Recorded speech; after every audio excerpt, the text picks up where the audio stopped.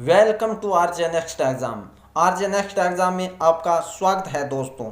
आज है 25 अप्रैल 2020।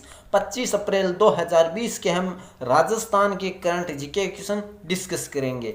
राजस्थान के जितने भी इम्पोर्टेंट करंट जीके क्वेश्चन आज के बनते हैं वो हम डिस्कस करेंगे। और दोस्तों इस वीडियो की पीडीएफ आप इस वीडियो के डिस्क्रिप्शन में जाकर वहां से डाउनलोड कर सकते हो। अगर दोस्तों मेरा ये वीडियो आपको अच्छा लगे तो मेरा चैनल आरजे नेक्स्ट एग्ज़ाम को सब्सक्राइब जरूर कीजिए और मेरे इस वीडियो के अंत तक मेरे साथ बने रहिए। अंत में मैं आपसे एक क्वेश्चन पूछूंगा जिसका आंसर आप मुझे कमेंट बॉक्स में अवश्य दीजिए। चलिए दोस्तों हम आज के क्वेश्चन डिस्कस करते हैं। आज का पहला क्वेश्चन क्या है? आज का पहला क्वेश्चन है कि राजस्थान की राष्ट्रीय गौरव ग्राम सभा पुरस्कार किस जिले की ग्राम पंचायत को दिया जाएगा? तो किस जिले की ग्राम पंचायत को दिया जाएगा? तो कोटा की ग्राम पंचायत को दिया जाएगा, यानी ऑप्शन ए सही है।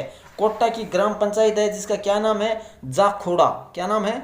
जाखोड़ा की ग्राम पंचायत को राजस्थान में पहली बार राष्ट्रीय गौरव ग्राम सभा पुरस्कार दिया जाएगा। इसे नानाजी देशमुख ग्राम सभा पुरस्कार भी कहा जाता है। जो किसको दिया जाएगा? तो कोटा की जाखोड़ा ग्राम पंचायत को दिया जाएगा। क्यों दिया जाएगा? क्योंकि यहाँ के जो सरपंच के द्वारा, कौन है सरपंच? हेमलता सुमन। कौन? हेमलता सुमन को ये पुरस्कार दिया गया। यहाँ के जो सरपंच के द्वारा जो कार्य है वो अपनी ग्राम पंचायत में श्रेष्ठ प्रदर्शन के लिए, अपने गांव के निर्माण के लिए, पंचायत में अच्छे कार्य के लिए, और इसके लिए ये पुरस्कार दिया जा रहा है। किसके? कोटा की जाखोड़ा ग्राम पंचायत को।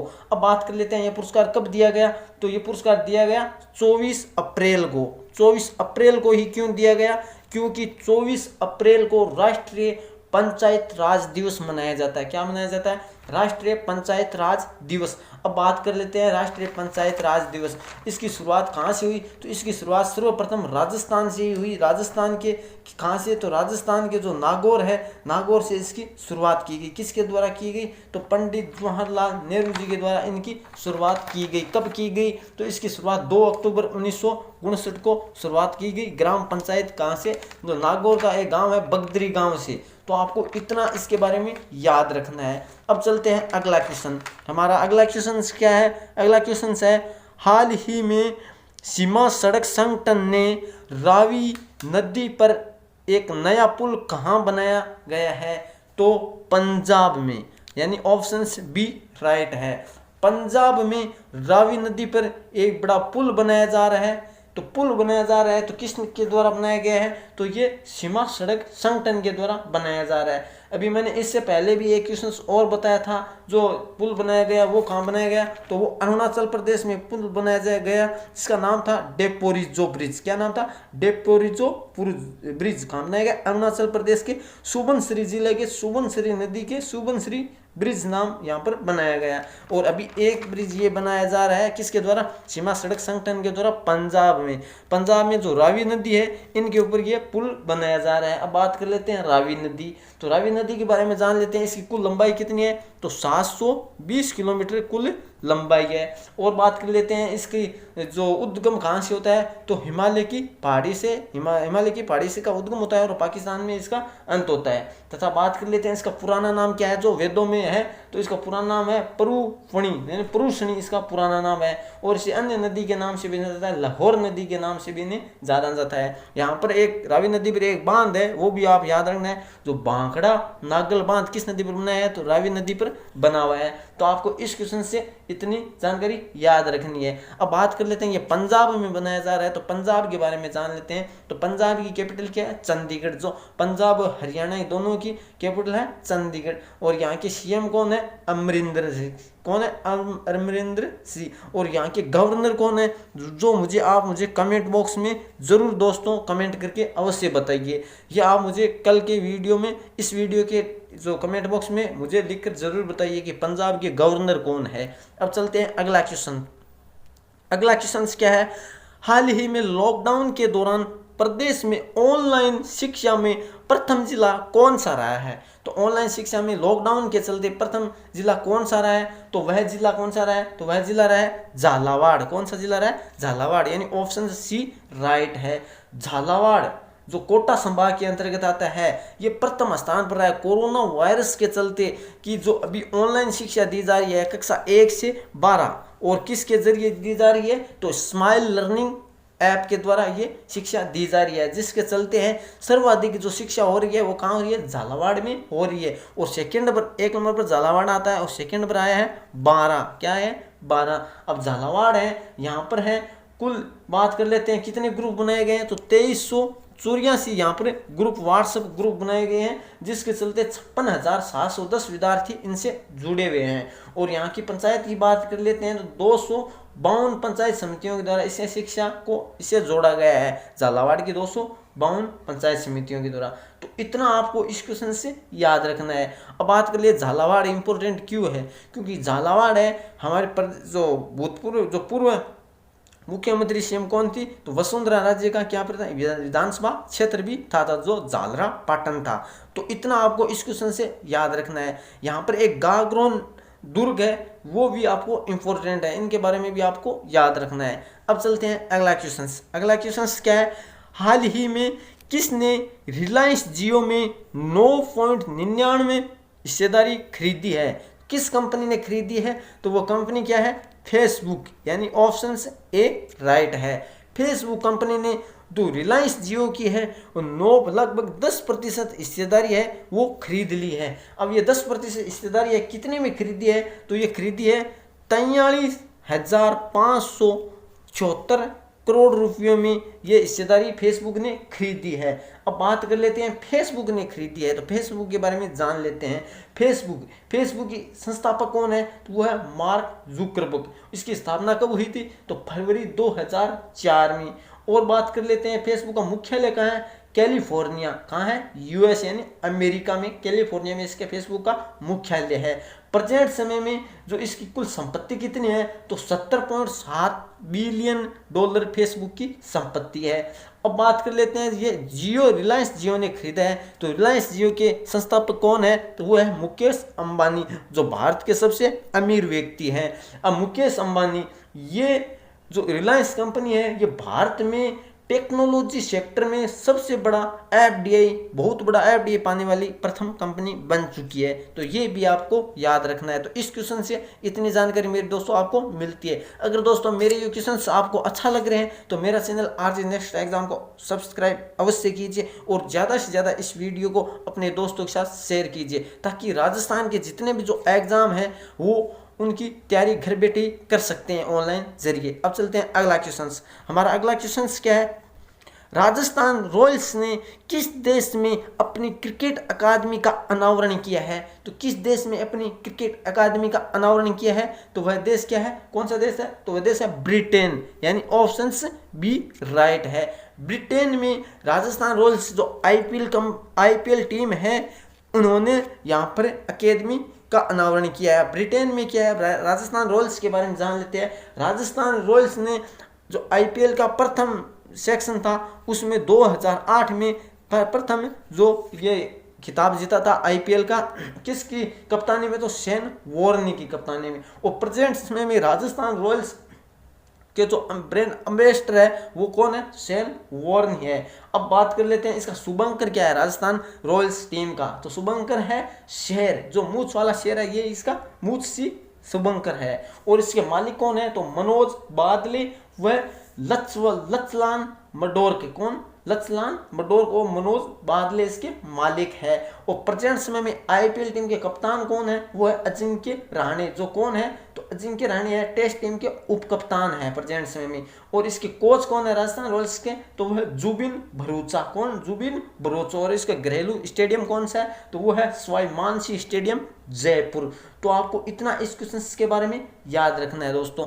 अब चलते हैं नेक्स्ट क्वेश्चन, और आज का नेक्स्ट क्वेश्चन क्या है, हाल ही में BWF के IM बैडमिंटन अभियान का ब्रांड एम्बेसडर किसे नियुक्त किया गया है, तो वो नियुक्त किया है PV सिंधु को, यानी ऑप्शन ए राइट है। PV सिंधु को IM बैडमिंटन यानी मैं बैडमिंटन अभियान का ब्रांड एम्बेसडर बना दिया गया है। किसके द्वारा बना दिया गया है, तो BWF क्या है, तो BWF है जो बैडमिंटन वर्ल्ड फेडरेशन यानी विश्व बैडमिंटन संघ, इसका ब्रांड इसने बनाया है किसे, IM बैडमिंटन का अभियान का ब्रांड एम्बेसडर PV सिंधु को। BWF इसकी स्थापना कब हुई थी, 5 जुलाई 1934 में BWF की स्थापना हुई थी। और इसकी प्रेजेंट समय में इसका मुख्यालय कहाँ है, कुआलालंपुर, मलेशिया की राजधानी कुआलालंपुर इसका मुख्यालय है। और इसके अध्यक्ष कौन है, वो है पॉल एरिक होयर। कौन है, पॉल एरिक